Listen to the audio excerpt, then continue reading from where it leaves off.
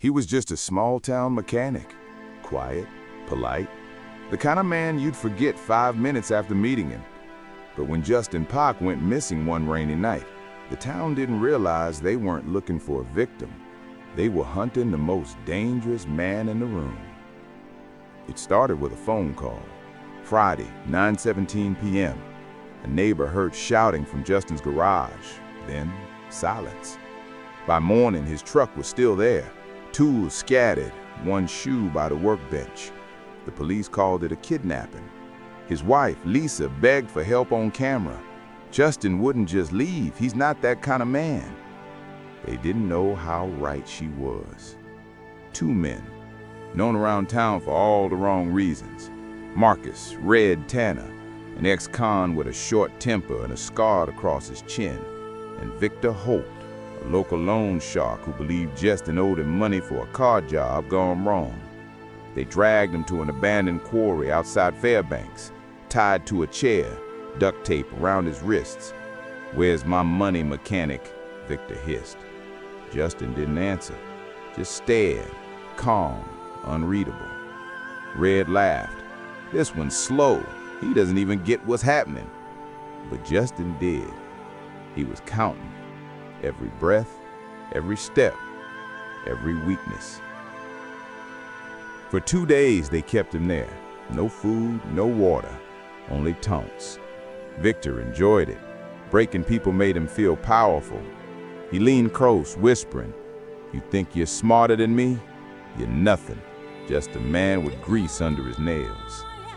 Justin stayed silent, but behind those tired eyes, something was forming, an idea.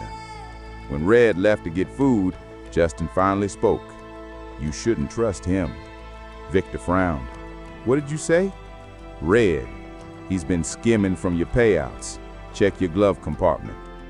Victor froze. He hadn't told anyone about the missing cash. "Liar," he snapped. But his hand shook. Justin smiled faintly. "You already know I'm right." That night, the 2 kidnappers argued, loud, violent. Red accused Victor of paranoia. Victor accused Red of betrayal. Justin sat quietly as chaos unfolded. A gun went off. Red fell. Victor stood trembling, blood spattered on his hands. You did this," he said to Justin. Justin looked up, calm as ever. "You just did what you were always gonna do." Victor's control cracked. He paced the floor, muttering. Didn't notice Justin rubbing his wrist rope against a jagged nail in the chair. Didn't notice when Justin stood, until it was too late. When Victor turned, Justin was behind him, gun in hand. "How?" Victor started. "You talk too much," Justin interrupted. The calm vanished. What replaced it was cold precision. "You thought I was weak. That's your mistake." He tied Victor to the same chair, every knot deliberate. Then he reached into his pocket, pulling out something small, a badge. FBI. Victor's eyes widened. "You're undercover," Justin finished. "You weren't supposed to take the bait this fast." Victor laughed, desperate. "You think anyone will find you out here?" Justin leaned close. They already did. Moments later, the quarry lit up with flashing lights. Agents swarmed in. Justin walked away without looking back. Victor's screams echoed through the canyon. By dawn, the truth came out. Justin Park wasn't just a mechanic. He'd been investigating Victor's network for months, posing as a local handyman while tracking illegal loans and missing persons. Lisa, not just a wife, an analyst with the Bureau. The missing man story had been a setup until Victor turned it real. Even then, Justin adapted, outsmarted, survived. In the press briefing, the sheriff called it a miracle, but Justin knew better. It wasn't a miracle, it was justice. Justin once said, "The loudest man in the room is usually the weakest." Victor never listened. Sometimes evil hides behind confidence. Sometimes survival hides behind silence. And sometimes The man you tied to a chair is the one who built it. But that should have been the end. It wasn't. 3 weeks later, Justin's house burned down. No forced entry. Lisa survived. Justin didn't. At least that's what the report said. Because 2 days after the fire, a camera caught a man at a border crossing in Mexico. Tall, wearing a mechanic's jacket, carrying a duffel bag. The guard swore he heard the man say, "Red sends his regards." Investigators reopened the case. If Justin Park was alive, why fake his death? And who was he really working for? Lisa received an envelope the next day. No return address. Inside, a single photo. Victor Holt, dead in his cell. Eyes open, mouth frozen mid-scream. On the back, written in oil-stained handwriting, "Never underestimate the quiet ones." Lisa looked up, trembling. Outside, a black truck idled across the street. Its engine hummed just like Justin's old Chevy. Cut to black. When truth hides behind silence, every word becomes a weapon. And sometimes the only way to disappear is to make them believe you already have. He wasn't supposed to survive the fire, but the man they buried wasn't Justin Park. The body was a decoy, a distraction, because Justin wasn't done yet. He had unfinished business, and the men who thought they burned him alive were about to learn what real fear felt like. Border footage caught a shadow crossing into Mexico. No face, just a voice saying, "Red sends his regards." Back home, Lisa Park watched that clip again and again. The Bureau said it was fake, but the photo in her mailbox said otherwise. Victor Holt, dead in his cell, eyes wide open, and the handwriting on the back, Justin's. He was alive, somewhere, hiding in plain sight.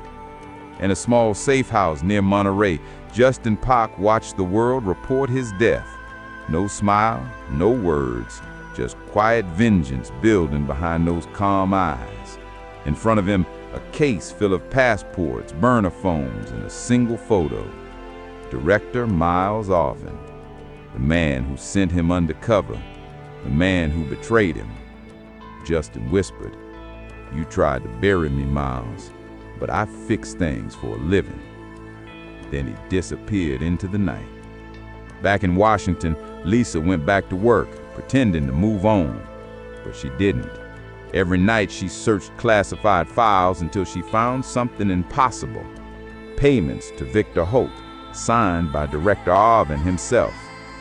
When she asked about it, her supervisor warned her, "Drop it, Lisa. You're seeing ghosts." That night her phone buzzed. A voice whispered, "If you keep digging, they'll come for you next." Click. Silence. Somewhere across the border, Justin tracked that same voice through encrypted radio channels. He found a warehouse filled with surveillance screens, footage of bureau offices, safe houses, Lisa's apartment. On the wall, written in red paint, "The Watchers see everything." Justin realized the truth. Victor Holt wasn't the top. He was a puppet. The real power, the Watchers, were inside the Bureau itself. And Arvin was pulling the strings. Justin sent Lisa a message. "Trust no one. Follow the fire trail." Then he vanished. Lisa decoded his message and found an old case, the fire trail incident, an explosion that destroyed evidence against the Watchers years ago. Only one witness had survived, Cole Merrick, hiding under a fake name in El Paso. She found him, but before she could speak, his safe house went up in flames. Merrick stumbled out, coughing, clutching a photo of Justin. He gasped, "He's not your husband anymore. They took him." And then he collapsed. 2 days later, a video hit the dark web. Grainy, Justin tied to a chair. A distorted voice said, "You built the system, Justin. Now watch it burn." Behind him stood Director Arvin, smiling faintly. The Bureau called the footage fake, but Lisa knew better. because at the end of the clip, Justin looked directly into the camera and blinked twice. That was his code. It meant, I'm still in control. 48 hours later, the Bureau's internal servers crashed. Hundreds of agents received an anonymous file titled "The Ghost Mechanic Returns." Inside, proof of corruption, bribes, cover-ups, every signature traced back to Director Arvin. Arvin went into hiding, but his men began vanishing one by one. In every abandoned car, investigators found a single wrench, etched with 2 words, "Quiet Ones." The press called it revenge. The Bureau called it treason.